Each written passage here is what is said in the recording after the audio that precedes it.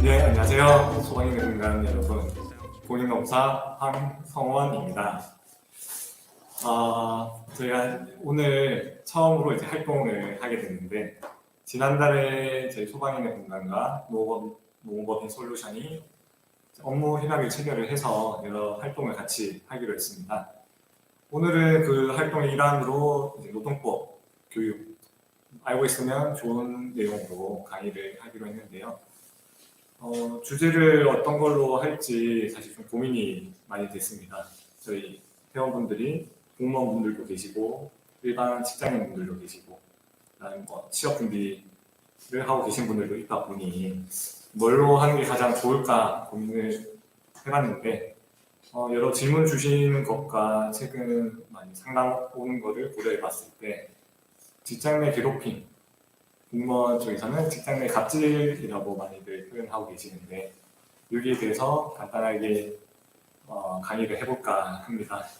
저희 강의는 길게는 안 하고 짧게 핵심만 10분 내외로 빠르게 진행을 하고 추가적으로 더 궁금하신 것도 있다고 하면 저한테 개별적으로 연락을 주셔도 되고 저희 홈페이지나 밴드 통해서 문의 주시면 답변을 드리도록 하겠습니다. 오늘 지금 이렇게 강의하는 거를 실시간으로 하고 있는데 저도 이렇게 실시간을 하는 게 처음이다 보니까 좀 떨리기도 하네요. 생각보다 지금 너무 많은 분들이 봐주시고 계셔가지고 열심히 해보도록 하겠습니다. 저희 강의 순서는 직장 내 괴롭힘이 뭔지 그리고 직장 내 괴롭힘이 여기에 해당하기 위해서는 판단 요건이 있는데 이 요건이 무엇인지 그리고 이 신고를 하려고 하면 어떻게 해야 되는지 그리고 이 신고를 위해서 뭔가 팁 같은 게 있을지 이렇게 4가지로 진행을 할 거고요. 그리고 마지막으로는 주셨던 질문들에 대한 답변을 드리는 걸로 강의를 마치도록 할 예정입니다. 직장 내 괴롭힘을 많이들 들어보셨을 텐데 근로기준법 제76조에 의해서 정하고 있는데요. 2019년도에 처음으로 제정이 돼서 시행이 되었습니다. 직장 내 괴롭힘의 정의는 근로자나 사용자가 본인의 지위 또는 관계의 우위를 이용해서 업무상 적정 범위를 넘어 타 근로자에게 정신적, 신체적 고통 내지는 고용 환경을 악화시키는 행위라고 정의를 하고 있고요. 공무원 징계법에서도 유사하게 정의를 하고 있는데 공무원이 본인의 우월적 지위 또는 관계의 우위를 이용해서 다른 공무원이 될 수도 있고 다른 공공기관 어떤 연관된 직원들에게 신체적, 정신적 고통을 가하거나 고용 환경을 악화시키는 행위를 정의를 하고 있습니다. 여기 직장 내 괴롭힘의 정의는 이렇게 들어봤는데 직장 내 괴롭힘이 맞냐 아니냐 이 판단을 본인도 스스로 해봐야 될 거고 이제 신고를 받아서 조사를 하는 사용자 입장에서도 판단을 해야 되는데 이 요건이 뭐냐? 이 요건은 이제 이 정의 안에 숨겨져 있어요. 크게 3가지로 볼 수가 있습니다. 첫 번째가 관계의 우위 또는 지위 우위인데 지위의 우위는 이제 흔히들 알고 계시겠지만 직급이겠죠. 일반 회사에서는 대리, 과장, 차장, 부장, 부장님, 센터장님 이런 분들이 높은 직책 또는 직급에 있을수록 이런 지위의 우위에 있다라고 볼 수가 있고요. 관계의 우위는 뭐냐? 꼭 직책이 높은 사람만 괴롭힘을 할 수가 있는 건 아니에요. 예를 들어서 집단이 개인을 따돌리는 경우가 있을 수가 있고요. 또는 같은 직급이라고 하더라도 나이 차이가 많이 나는 경우 또는 같은 입사 연도라고 해도 경력이 좀 다른 경우 또는 전문직이 있고 그다음에 일반 사무직을 하시는 분들 이런 직책이나 업무에 따라서도 관계 우위가 결정될 수가 있습니다. 정규직과 계약직도 마찬가지일 거고요. 다만 지위의 우위 같은 경우에는 판단하기가 명확한데 관계 우위는 단순히 다수대 개인이라고 이게 인정이 되진 않아요. 여러 개 종합적으로 살펴봐야 되는데 이런 부분에 대해서는 이제 저희가 봤을 때 객관적으로 봤을 때 사회평형상 인정이 되냐 안 되냐에 따라서 판단을 할 거예요. 두 번째로 이제 업무상 적정 범위가 무엇이냐 하는 건데 크게 두 개로 나누어 볼 수가 있어요. 업무상 필요성이 없는 행위일 수가 있죠. 예를 들면 사적인 신고를 시키는 행위일 수가 있고요. 또는 업무상 필요성이 인정된다고 해도 사회통념상 그 적정 범위를 넘었다고 판단되는 경우인데요. 사회통념상이라는 말이 많이 하는데 타의에서는 이제 이게 뭐냐면 저희 직장 내 괴롭힘이 일반 회사에서 나타나는 일이다 보니 단순히 한 명이 판단하는 게 아니라 사회 전체 누가 보더라도 이거는 이거다 라는 걸 이제 사회통념상이라고 말을 하고 있습니다. 그래서 사회통념상이 업무상 필요성이 인정된다 하더라도 그 적정 범위를 벗어나야 돼요. 예를 들어서 이 친구가 일을 못했을 때 상사로서 질책을 한다든가 충고를 할 수는 있습니다. 근데 그 정도를 넘어서 질책의 정도가 아니라 욕설을 한다든가 폭언 또는 가족에 대한 이야기를 하면서 이런 이야기를 하는 경우 적정 범위를 넘어섰다고도 볼 수 있겠죠. 그리고 세 번째가 뭐가 있죠? 신체적, 정신적 고통 또는 고용 환경을 악화시키는 행위인데요. 이 부분도 좀 신고를 하시기 전에 좀 여기에 고민을 해보셔야 되는 건데, 신체적 고통은 보통 직장 내 괴롭힘의 종류 중에서 폭행에 대한 경우가 있습니다. 폭행을 당한 경우에 당연히 신체적인 고통이 있을 거고, 거기에 대해서 병원이나 의원에 가셔서 진료 기록을 남겨두시는 게 좋습니다. 정신적 고통 같은 경우에도 입증하는 게 쉽지가 않은데, 장기적으로 반복적으로 괴롭힘을 당하시는 분들이 많아요. 그분들 같은 경우에는 정신적으로 우울하다든가 불안 증세가 있으신 분들이 많은데 이런 괴롭힘을 당하는 과정에서 좀 힘드시겠지만 근처에 정신의학과나 그런 곳에 가셔서 진료 기록을 조금 남겨두시고 상담을 받아보시고 자료를 남겨두시는 게 좋습니다. 이렇게 요건 세 가지에 대해서 알아봤는데 다시 요약하자면 지위 또는 관계 고의가 있어야 되고 업무상 필요성이 없는 행위이거나 업무상 필요성이 있더라도 그 적정 범위를 벗어나야 행위여야 됩니다. 그리고 세 번째는 신체적, 정신적 고통이 있거나 내가 이제 회사 생활하는 거에 있어서 고용 환경이 극히 악화되는 경우라고 생각을 하시면 될 것 같습니다. 내가 이 직장 내 괴롭힘을 당한다고 생각을 했을 때 이 요건 세 가지에 해당하는지를 꼭 살펴보시는 게 중요합니다. 요즘에 직장 내 괴롭힘 신고가 정말 많아요. 근데 열에 한 7에서 8건 정도는 직장 내 괴롭힘이라기보다 사적인 감정싸움이라고 보던지 아니면 직장 내 괴롭힘이라고 볼 정도는 아닌 경우가 상당히 많습니다. 예를 들어서 근로자가 가만히 있는데 상사가 내가 원래 하던 일이 아닌 다른 일을 시키더라. A라는 친구들인데 왜 하필 나한테 시키는 거지? 라고 생각을 할 수가 있어요. 여기에 대해서 이거 괴롭힘 아니야? 라고 주장하시는 분들이 많은데 이런 뭔가 나에 대해서 일을 계속 가중시키는 게 지속적이고 반복적으로 상사가 고의적으로 나를 괴롭히려고 하는 거라고 하면 직장 내 괴롭힘에 해당할 여지가 높습니다만은 이 리더 입장에서는 여러 개의 일을 맡길 때 각자의 성향을 고려를 해서 잘할 것 같은 사람한테 맡길 수가 있어요. 단순히 이례적이라던가 몇 건에 대해서 이 친구에 대해서 일을 시켰다는 것만으로 직장의 괴롭힘이 성립한다고 보기는 힘듭니다. 이 요건 세 가지에 대해서 잘 생각하시는 게 중요하고, 근데 내가 이렇게 봤는데 아무리 요건을 봐도 내가 진짜 괴롭힘을 당하고 있고 너무 힘들다 하신다고 하면 신고를 하셔야 되는데 직장 내 괴롭힘 신고도 이제 무작정 신고를 하게 되면 조사 과정에서 힘들 수가 있고 생각지도 못했기에 인정을 못 받는 경우가 있습니다. 조사를 하는 입장에서는 보통 외부위원이 조사를 한다던가 회사 자체적으로 조사위원을 꾸며서 조사를 하곤 하는데 이 조사를 하는 사람들 입장에서는 최대한 공정하게 조사를 해야 됩니다. 신고인에 대한 말도 들어야 되고 피신고인에 대한 말도 들어야 돼요. 아무런 입증 자료가 없이 신고인이 나는 이렇게 해서 괴롭힘을 당했고 이런 욕을 항상 먹었다 했는데 자료가 없어요. 근데 이제 피신고인은 나는 그런 말을 한 적이 없다라고 했을 때 조사하는 사람 입장에서는 객관적으로 조사를 해야 되다 보니 이 입증 자료에 대한 부분이 좀 크게 작용을 합니다.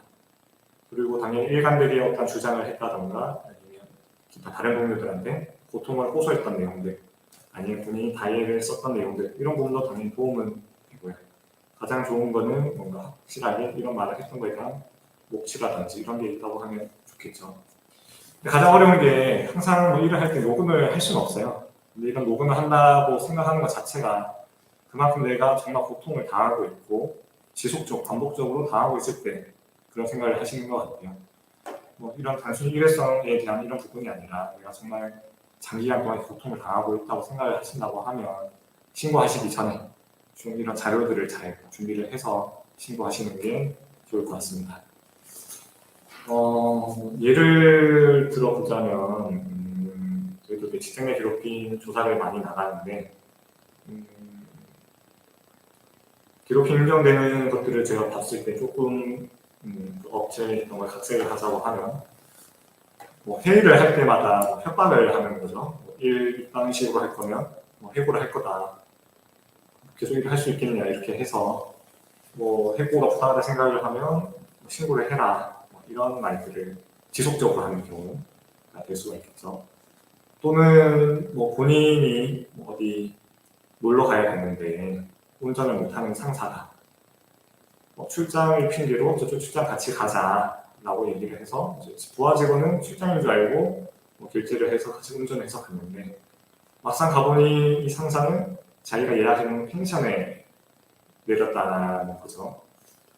이제 본인의 지위를 이용해서 사적인 신분을 시킨다고 볼 수가 있겠죠. 실제 이런 사람들이 정말 많고요. 근데 직장 내 괴롭힘이 인정 안 되는 경우도 상당히 많습니다. 예를 들어서 내가 연차를 뭐 쓰는데 나한테만 좀 바쁜 시기엔 자제를 해달라고 하더라. 뭐 이런 주장을 하신 경우도 있었는데 그 부분을 좀 회사 특성상 좀 바쁜 시기가 몰려있을 때 전체 직원들한테 조금만 조율을 해주세요라고 했던 건데 이분 입장에서는 왜 나한테만 하지라고 생각을 하시면서 신고를 하는 경향이 있습니다. 직장 내 괴롭힘이 정말 좋은 제도고 우리가 근로자들이 회사를 다닐 때 고용 환경을 이제 개선할 수 있는 정말 좋은 제도예요. 근데 이게 잘못 오인이 돼서 남용을 하시는 분들이 상당히 많아요. 직장 내 괴롭힘이라는 거에 대해 이런 단어의 하나에 좀 꽂혀서 내가 어떤 행동 하나를 들을 때마다 괴롭힘 아니야? 상사가 정당하게 업무 지시를 했을 때도 왜 나한테 일을 시키지? 라는 생각이 계속 하다 보니 일 하나하나에 뭔가 매몰돼서 괴롭힘이다라고 생각하시는 경우를 좀 많이 봤어요.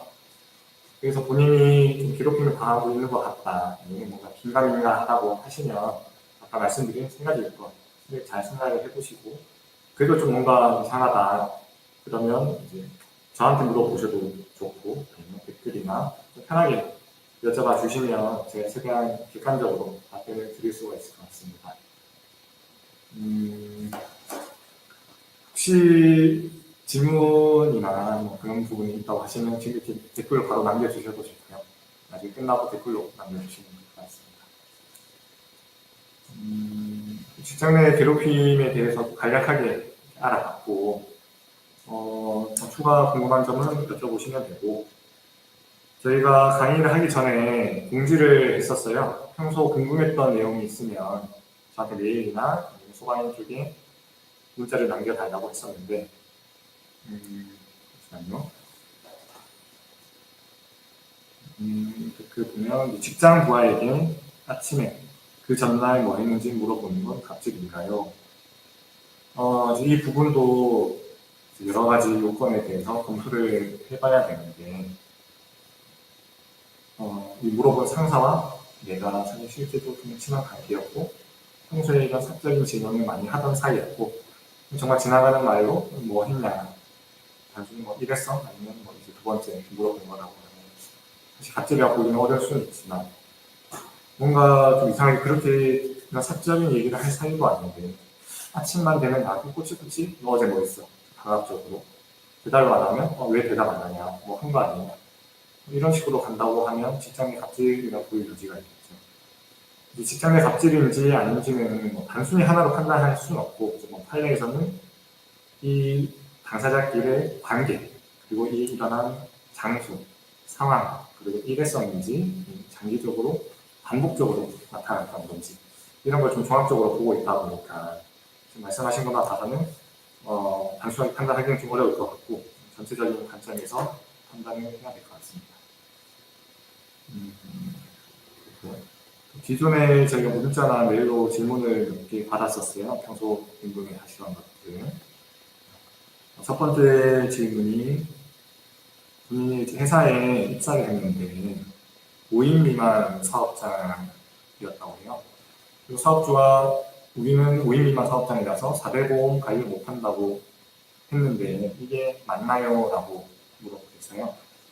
4대 보험은 근로자가 맞다고 하면 당연히 가입이 되는 거고요. 뭐 일회적인 모업이나 이런 부분이 있지만 그런 게 아니라 일반적인 회사라고 하면 내가 근로자가 맞다 하면 무조건 가입을 할 수가 있습니다. 근로자 수와 전혀 상관이 없고요. 두 번째는 이제 4대 보험 가입된 사람 3명이 있고 안 된 사람이 5명이 있는데 그럼 총 제가 생각할 때는 8명인 것 같은데 사장님은 4대 보험 가입된 사람이 3명밖에 없습니다. 우리 회사는 5인 미만 사업장이다 라고 하면서 연차도 안 주고 뭐 연장 수당 같은 것도 안 줘요 라고 하셨어요. 사실 연차나 연장근로 수당, 휴일 수당 같은 거는 거의 대부분의 근로기준법이 5인 이상 사업장에 적용되는 게 많아서 5인 이상 인지 여부가 좀 쟁점이 되는 경우가 있어요. 이 경우에는 4대 보험 가입 안 된 사람들도 근로자가 맞다고 하면 이 회사는 8명의 사업장이기 때문에 5인 이상이 적용되는 근로기준법이 다 적용이 됩니다. 따라서 못 받은 연차 수당이라든지 체불된 임금이 있다고 하면 사장님한테 직접 청구를 해보시고 아마 이런 사장님이면 안 주려고 하시는 분들이기 때문에 노동청 신청을 통해서 못 받았던 임금을 받는 방법을 고려하셔야 될 것 같습니다. 그리고 마지막 질문인데요. 퇴직금 못 받은 지 1년이 됐는데 받을 수 있나요? 라고 여쭤주셨어요.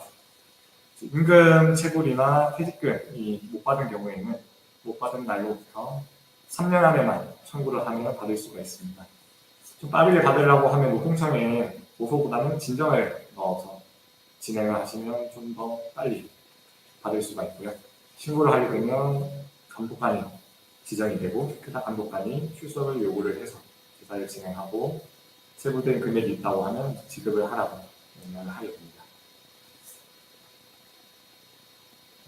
네, 이렇게 해서 질문도 다 끝내봤고요.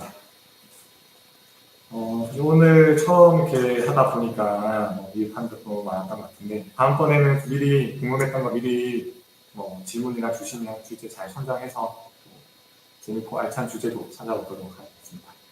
네, 청취해주셔서 감사합니다. 감사합니다.